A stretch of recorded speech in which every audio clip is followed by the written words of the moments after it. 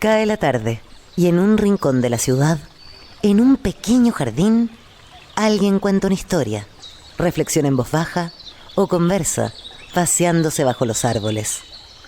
Es hora de volver a casa, bajar la velocidad y darle tiempo al tiempo. Christian Warnken nos abre la verja de su jardín para que respiremos aire puro y oxigenemos el espíritu. En Pauta, aquí comienza Desde el Jardín, una presentación de Fundación Irarrázaval, desde 1920, al servicio de la educación, humanismo y técnica, y Grupo Viva, promoviendo la sostenibilidad en la empresa y los barrios. Lo esencial de toda exploración será volver al propio jardín y ver las cosas por primera vez, decía el poeta T.S. Eliot. Muy buenas tardes, queridos y queridas radiovidentes que al escucharme me ven. Estoy abriendo la verja de madera de mi jardín. Saludo a los que nos escuchan en Antofagasta, en Temuco, Valparaíso, Viña del Mar, también en Santiago, los que nos siguen por pauta.cl y también por Spotify. Quiero hacer una suerte, no quiero ponerme profesoril, una control de lectura, un pequeño concurso. Voy a leer un par de citas y las alternativas son dos. Si el que las escribe es un poeta o es un historiador. Primera cita: todas las ideas, todos los planes, todas las teorías han caído y quiero solamente entregarme al viento que pasa.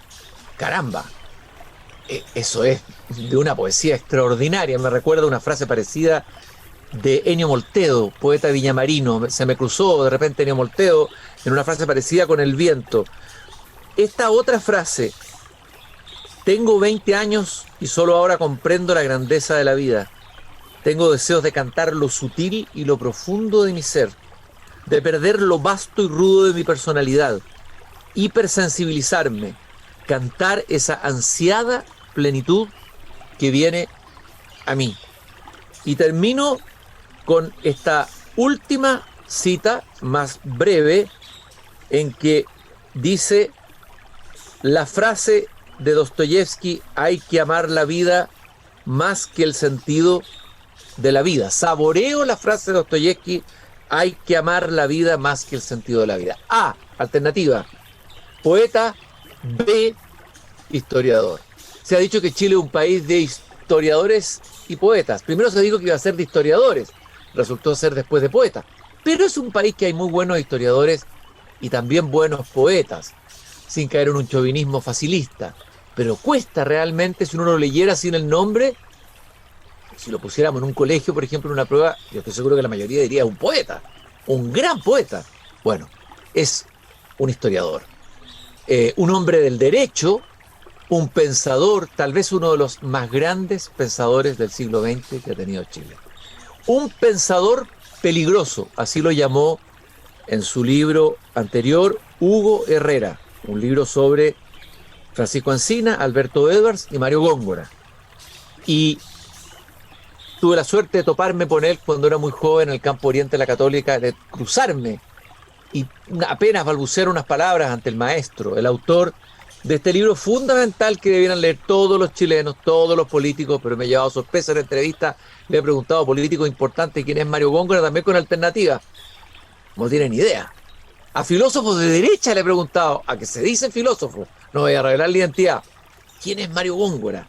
Ensayo histórico sobre la noción de Estado de Chile en los siglos XIX y XX. Un libro fundamental. Y quiero celebrar la aparición de este notable ensayo, que es mucho más que un libro de divulgación. Yo lo siento casi como un llamado que viene del pasado, es como una resurrección del espíritu de Góngora, El último romántico, el pensamiento de Mario Góngora, de Hugo Herrera, que ha estado antes en el jardín, es licenciado en Ciencias Jurídicas, abogado por la Universidad de Valparaíso, doctor en Filosofía por la Universidad de Würzburg, profesor titular de la Facultad de Derecho de la Universidad Diego Portales, ha escrito varios libros muy notables, es columnista de La Segunda y de La Tercera también. Hugo, muchas gracias por acompañarme esta tarde en mi jardín. Vamos a pasear, vamos a darnos un banquete con Mario Góngora. ¿Cómo estamos, Hugo? Muchas gracias por la invitación, Cristian. Feliz de poder hablar, sobre todo contigo, del libro y de Mario Góngora, sobre todo.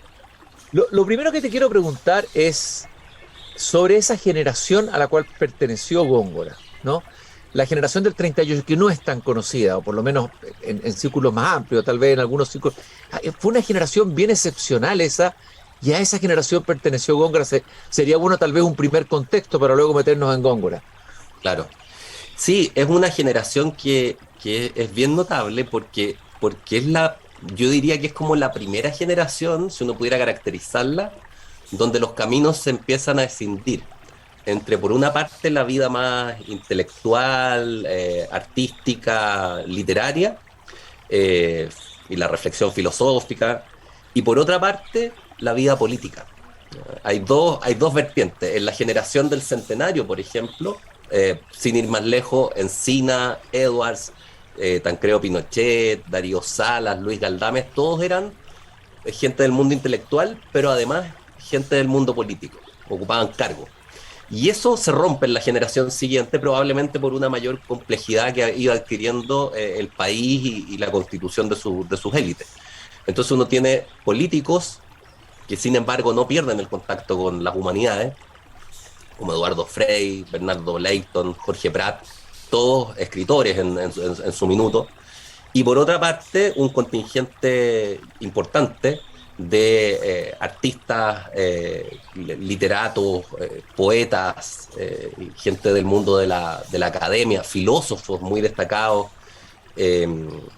Claro, es menos conocida la generación, probablemente porque está un poco más dispersa, pero es muy notable. O sea, yo no creo que en el resto de la historia existe una generación que, o sea, no lo veo en el presente, digamos, no quiero mandarme las partes, pero no lo veo en el presente una generación tan amplia que dialogue tanto, porque esa es la gracia, digamos. O sea, eran de posiciones muy distintas, había una sección social cristiana muy fuerte, pero también había gente de izquierda, gente qué sé yo, de derecha, como Jorge Prat, pero había un diálogo, había una conversación entre médicos, historiadores, filósofos, políticos. Armando Roa relata una anécdota que yo encuentro notable, que de estar discutiendo después de una reunión en la Asociación Nacional de Estudiantes Católicos, con Góngora precisamente,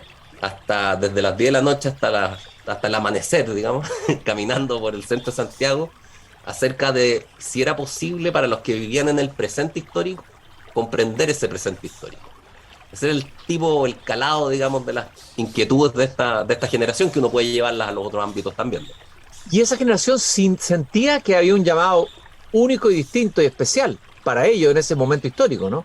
Que había una urgencia de algo que no había pasado antes. Tenían esa conciencia. El mismo Miguel Serrano en su libro lo dice en Ni por mar ni por tierra.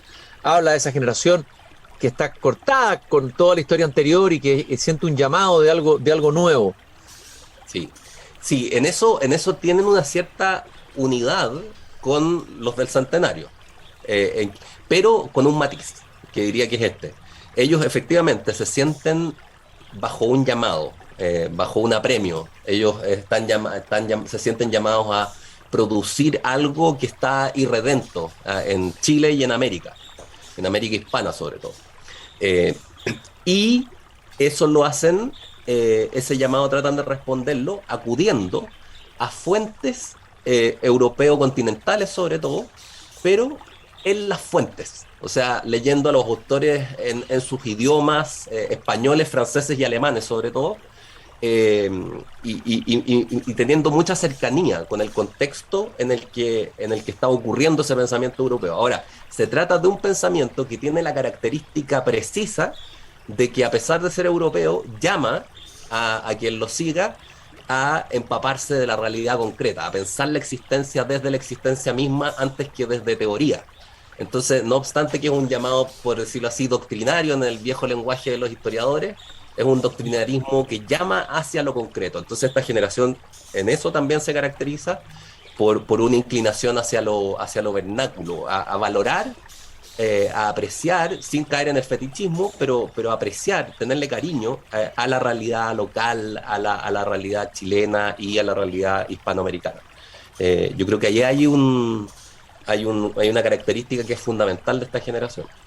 Bueno, aquí sale una parte de la lista, aquí una lista bien impresionante. Clarence Finlayson, que fue filósofo, Armando Roa, el Armando Roa padre, que es el psiquiatra, Claro. Rafael Gandolfo, sacerdote, filósofo, Jaime Izaguirre, estábamos hablando de gente de ese calado, Osvaldo Lira, se alcancé a conocerlo, sacerdote y filósofo. Bueno, Roque Esteban Escarpa, fíjate que fue profesor mío, alcancé a tenerlo profesor en el último año, ya se estaba yendo allá. Manuel Garretón, Eduardo Frei, Bernardo Leighton, Jorge Prat, Jaime Castillo, Miguel Serrano, Félix Schwarzman, Jorge Milla, decir, bueno, podemos seguir la lista. Caramba, ¿ah? Qué riqueza, qué variedad de... Ahora, él, tú lo defines como tal vez uno de los más grandes humanistas del siglo XX. Es un gran historiador. Simon Collier dijo que el historiador chileno, tú lo citas, hay más sobresaliente de su generación, pero es más que un historiador, Mario Góngora, ¿no? Sí. A ver, eh, ¿cuál dirías tú que es el aporte fundamental, el núcleo de su pensamiento y que de alguna manera nos puede servir a nosotros, puede ser una interpelación a nosotros hoy, ¿no? Que hace que valga la pena leer a Góngora hoy día? Mira, a mí la primera vez que yo leí a Góngora me pasó, yo quiero contar esto porque es bien vivencial, digamos, no es una teoría que haya elaborado acerca de la importancia de Góngora. A mí me llamó la atención que tú estabas leyendo a un autor que citaba pensadores de primer nivel universal, digamos. O sea, Pascal, Heidegger, Jaspers, qué sé yo, autores de ese calado. Pero era a su vez un historiador que se había recorrido al dedillo, al detalle, en las fuentes mismas, la historia completa de Chile, desde la colonia hasta la época contemporánea de él. Y no solo la historia de política, sino que la historia de los bandidos, de los vagabundos, de la historia de la propiedad rural, qué sé yo. O sea, había un pensador que recurriendo a autores de primer nivel universal, sin embargo tenía un conocimiento concreto de la realidad mía, de la misma en que estábamos nosotros, digamos, chilena. Entonces permitía elucidar la situación con herramientas conceptuales descollantes. Yo creo que eso es lo característico de Góngora. Ahora, a eso si uno reflexiona, ¿qué concurre a eso o qué posibilita eso? Yo creo que además de una inteligencia sobresaliente, eh, una erudición y una capacidad de estudio muy poderosa, en Góngora se combinan disciplinas. Se combina, es como un interdisciplinario, digamos, pero no donde lo interdisciplinario significa aguar la sopa, sino realmente poner en comunicación lógicas, maneras de pensar, maneras de estudiar distintas. Él es, él es historiador por formación, por vocación, qué sé yo, a eso dedicó su vida profesional, por llamarlo así, pero además él mismo reconoce, y sabemos que era una persona modesta, así que si lo estaba reconociendo era porque es así, que sabía de filosofía de la historia, sobre todo filosofía de la historia, también habiendo estudiado filosofía en otros ámbitos, teoría del conocimiento, entonces tiene una formación filosófica muy fuerte. Y además, y esto creo que no es menor, es abogado, o sea, estudió Derecho, no fue abogado, no se tituló, dejó en quinto, siendo el mejor alumno de su generación, no quiso titularse. Pero recibió una formación jurídica. Y más allá de lo que uno pueda decir sobre la formación jurídica, tú ahí tienes, cuando has tenido buenos profesores, tienes una teoría de la acción. O sea, así como los ingenieros tienen cálculo y eso les da una lógica, una manera de pensar, el derecho te da también una manera de pensar, el derecho civil, por ejemplo, el derecho penal, el derecho constitucional, que te permite tematizar acabadamente la acción humana. De hecho, hay aspectos de la acción humana que están mejor tematizados o con más detalle en el ámbito jurídico que en el ámbito filosófico. Entonces hay ahí como un modo de pensar que para Góngora es fundamental, porque en el derecho se tiene a la vista de manera especialmente patente, con una fuerza a la que solo le compite, me parece, la teología, la tensión entre el texto y la realidad concreta, entre la ley abstracta y el día a día, la situación en la que tú tienes que realizar esa ley. Y esa es una preocupación fundamental del Góngora pensador, así en general. Tal vez un antecedente o un ejemplo antiguo, anterior a Andrés Bello, tal vez que pudiera reunir estas dos características. por Claro. decirlo de alguna manera. Ahora, también hay una dualidad que tú la muestras en el libro, sobre todo al comienzo de su biografía. Él tiene un paso por la política con mucho entusiasmo. Es bien interesante las reflexiones que hace ahí en términos políticos, pero tú hablas de una dualidad que hay en él, una tensión justamente por un lado entre la dimensión interior y la exterior. Leí esas citas al comienzo que parecían las de un poeta, pero era Góngora, un hombre que es capaz de sentir éxtasis ante el paisaje, un éxtasis casi místico, que vibra con el paisaje chileno, que al mismo tiempo habla sobre el amor, sobre el llamado del amor, que son muy bellas esas páginas, sobre la belleza, etcétera. Y por otro lado, es el hombre que es capaz de hacer esta historia tan rigurosa, que participa en política, o sea, y hay una tensión ahí. ¿Cuál es esa tensión? ¿Y cómo la va resolviendo Góngora? Mira, claro, él inicia su vida intelectual en el grupo social cristiano de la generación, que era un grupo, la verdad, que culturalmente muy fuerte. Yo diría que es uno de los grupos principales de la generación completa. Eh, y en ese grupo, Góngora me parece que es el que encarna con más claridad la tensión que se produjo en su interior, que detecta Armando Roa, entre un grupo más político y un grupo más teórico, intelectual, qué sé yo, especulativo. Eh, y él siente, en el fondo, la siguiente pregunta es: las herramientas políticas de las que disponemos, las instituciones, los mecanismos, en este caso la ANEC, la Asociación de los Estudiantes, la revista LICA y el Partido Conservador, son herramientas a través de las cuales pueda irrumpir en el fondo un proyecto redentor, un proyecto que lleve al país a un nuevo estadio, o se transforma o prevalece el mecanismo. Entonces, esa es la tensión que uno puede notar en los apuntes, en el diario de Góngora, que es tan elocuente, y que al final termina en una crisis profunda. O sea, Góngora deja en algún momento el Partido Conservador, la Juventud Conservadora, digamos, la ANEC, deja la revista Lizcay y deja el país también. Y se va a España, a Europa. Y a la vuelta tiene un paso por el Partido Comunista, que es su última participación así en política activa. Y de ahí ya no vuelve a la política activa, sino que se dedica a la historia, ¿no? Donde él cree ahí, al parecer, que se puede realizar mejor su vocación. Ahora, lo que llama la atención sí es que él nunca deja de vibrar con la política. O sea, tú mostrabas el libro, el ensayo histórico, y ese es un libro que respira política, es pura política. Es política en el buen sentido de la palabra, una política con proyección, con análisis profundo, con detección de procesos de largo alcance. Pero es una crítica a las grandes planificaciones, o sea, a los discursos eminentemente abstractos que están prevaleciendo, él nota, en la vida política, sobre todo en la dictadura, con el proyecto neoliberal. Quiero leer una cita que tú colocas acá de las bases espirituales del orden nuevo, que hace ver un poco cómo, a ver, esta es la diferencia en cómo alguien, un joven, podía ver la política en ese entonces y cómo la vemos hoy día. Ha mostrado incluso a veces los más jóvenes un pragmatismo que raya en lo obsceno, ¿no? En relación al poder.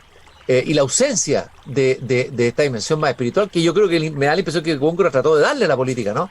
Y que tal vez después se decepcionó porque no la encontró, pero él dice: una concentración política de virtudes no puede tener solo un objetivo de propaganda exterior. Ella es ante todo como un ejercicio espiritual, una tensión de la totalidad de nuestro ser para renovarse interiormente, para prepararse a descender mañana a la acción y a la realidad política de este momento en la vida de Chile, ya en que está en peligro la unidad misma de la nación. O sea, la política como un ejercicio espiritual. Es sorprendente y claro, es por decirlo así, un patos totalmente extraño a la realidad contemporánea. O sea, si alguien te llega diciendo eso hoy día, tú dirías: este tipo o al psiquiátrico o es peligroso. Claro.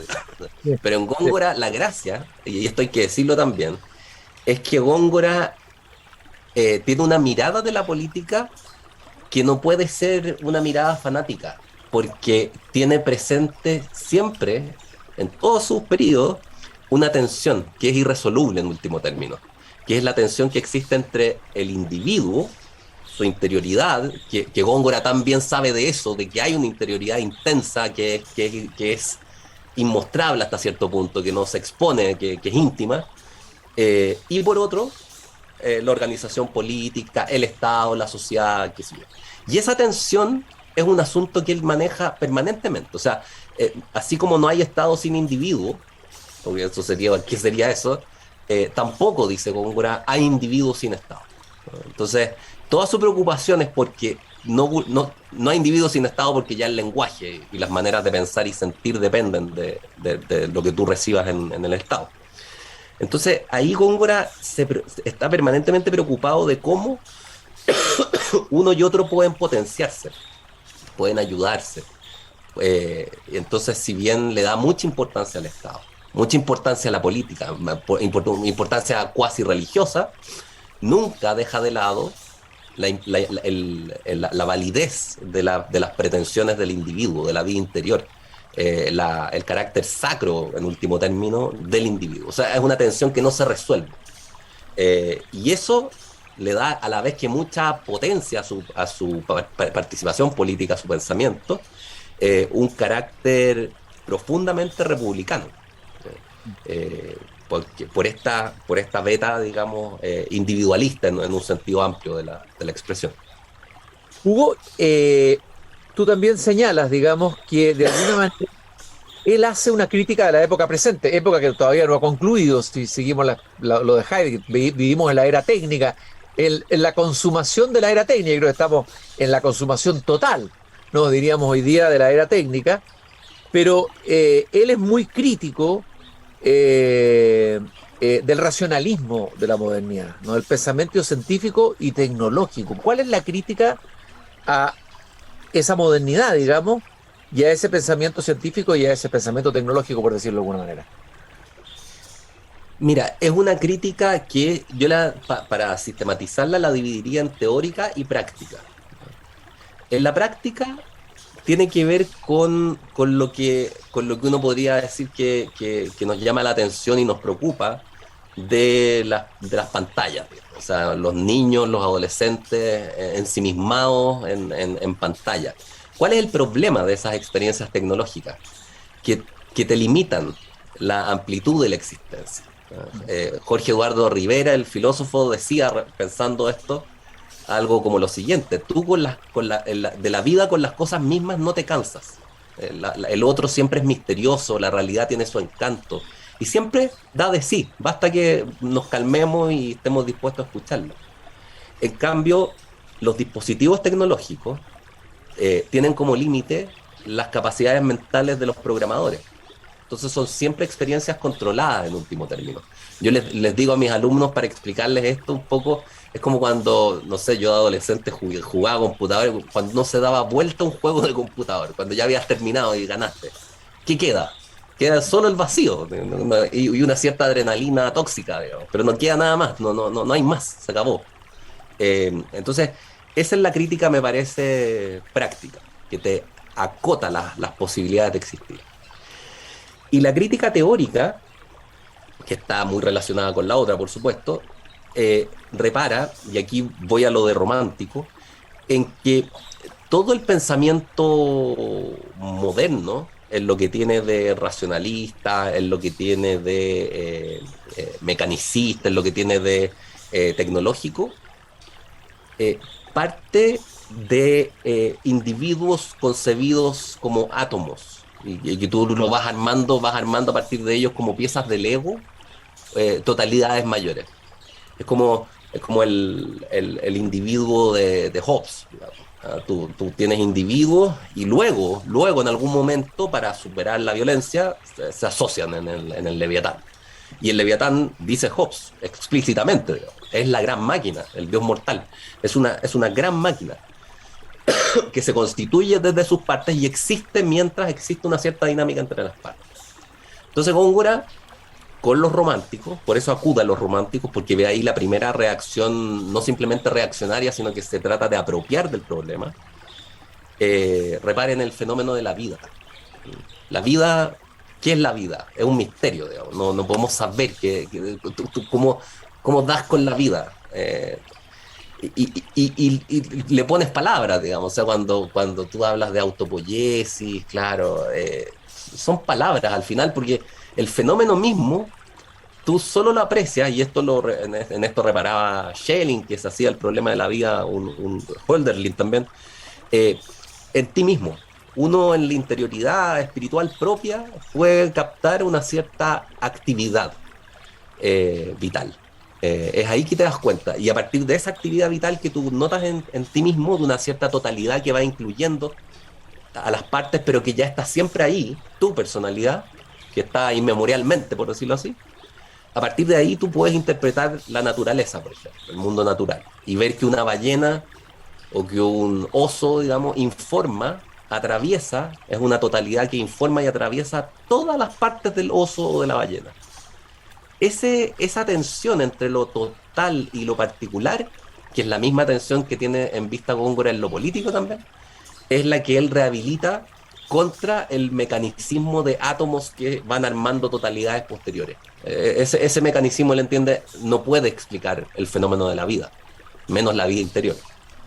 Cuando decía eso me acordé, y citaste a Schelling, a esa frase de Hölderlin: quien piensa lo más hondo ama lo más vivo, que podría aplicarse muy bien a eso que tú estás diciendo ahora. Hugo, tú Sí. hablaste del Estado. Aquí está, a ver, esta concepción, esta idea, que es el corazón del ensayo, del gran ensayo de Góngora, ensayo histórico sobre la noción de Estado en Chile en los siglos XIX y XX. Góngora era estatista, hay que aclarar eso. ¿Cuál es su visión del Estado? La tesis era, ¿no es cierto?, que la nación chilena no se arma espontáneamente, sino que es el Estado el que la forma. Y eso hay una diferencia de cómo entendemos la nación, ¿no es cierto? La noción de Estado, la nación-Estado, el Estado-nación, no sé. ¿Cuál es el juego ahí y qué tipo de Estado concibe Góngora? Describe y concibe, digamos. ¿Es estatista? Entre medio hago esa pregunta. Sí, partiría por lo último, para ir Para despejarlo, cerrando sí. temas, claro, claro. Eh, Porque aquí entramos en las honduras de la teoría política.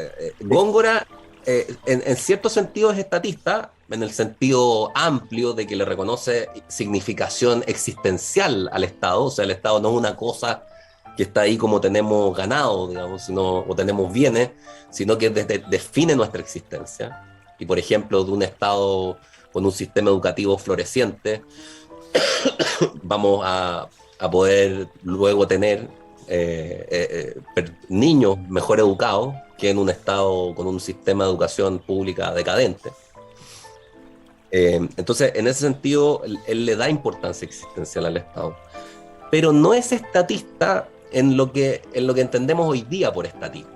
Estatismo como un Estado que se entrometa en todos los aspectos de la vida social y los controle todos y cada uno, y en donde no pueda haber, por ejemplo, educación privada o qué sé yo, o instituciones de carácter religioso que participen en la educación. O sea, la sociedad civil para él es fundamental, solo que no la tematiza con esos términos.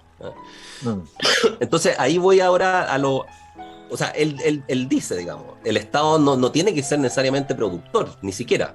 Podría no ser productor, pero a lo que no puede renunciar es a la labor de mediación entre los intereses de las distintas clases y grupos y a la labor de educación y conformación de la nación, ¿no? Entonces, ¿por qué? Porque influye en eso. Entonces, no hacerse cargo de eso es como desentenderse de un problema que es político. Ahora, las conceptualizaciones de Góngora son extrañas para la teoría política chilena más conocida. Entonces, en ese sentido, son puros malos entendidos lo que hay que ir despejando. Uno podría exagerar y decirlo así. Porque la nación, por ejemplo, para Góngora, a pesar de que lea a los románticos, es una noción eminentemente cultural, no racial, no de origen étnico. No puede serlo, porque Chile es una nación mestiza. Entonces, para él es eminentemente una noción cultural. Y en ese sentido, creo que la tesis de él no tiene mucha alternativa, porque esto lo ha estudiado Benedict Anderson, que es como el clásico en la comunidad imaginaria, es un libro sobre la nación. En el fondo, los procesos de conformación de naciones de los estados modernos requieren repeticiones de conducta, internalización de pensamientos y sentimientos a tal escala que tú requieres un poder o una institución de dimensiones colosales. No puedes menos que tener un Estado, ¿no?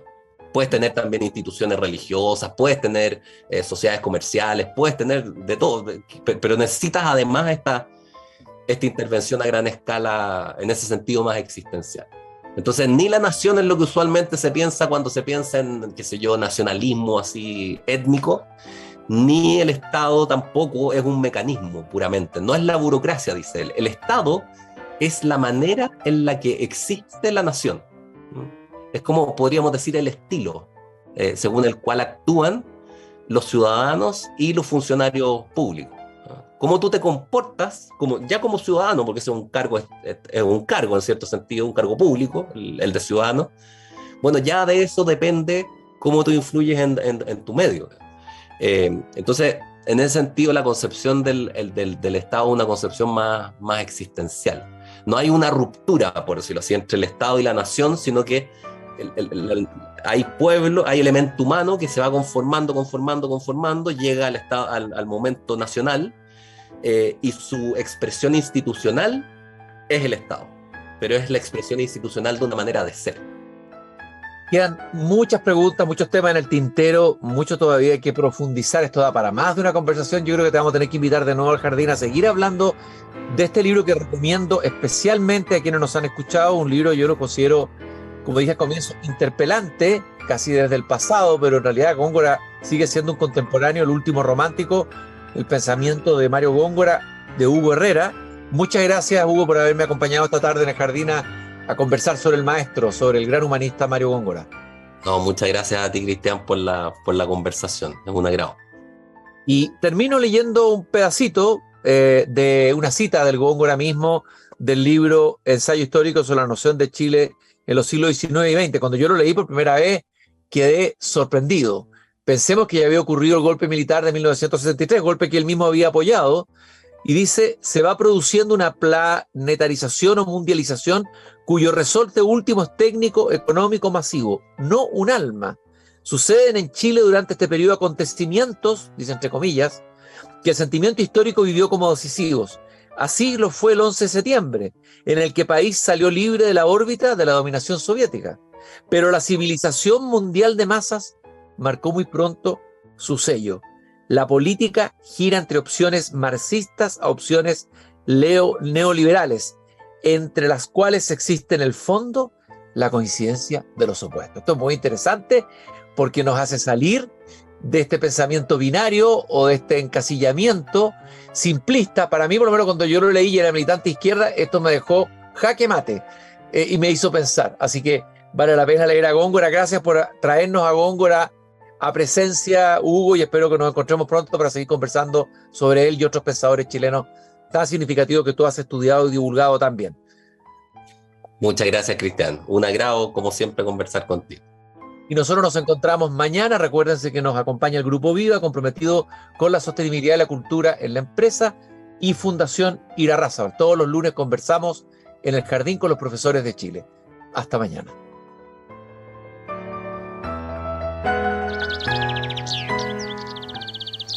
Es hora de cerrar la verja de madera del jardín. Pero Christian Warnken la volverá a abrir todos los días de lunes a viernes a las 20 horas en Radio Pauta, cuando comience de nuevo Desde el Jardín. Una presentación de Fundación Irarrázaval, desde 1920, al servicio de la educación, humanismo y técnica. Y Grupo Viva, promoviendo la sostenibilidad en la empresa y los barrios.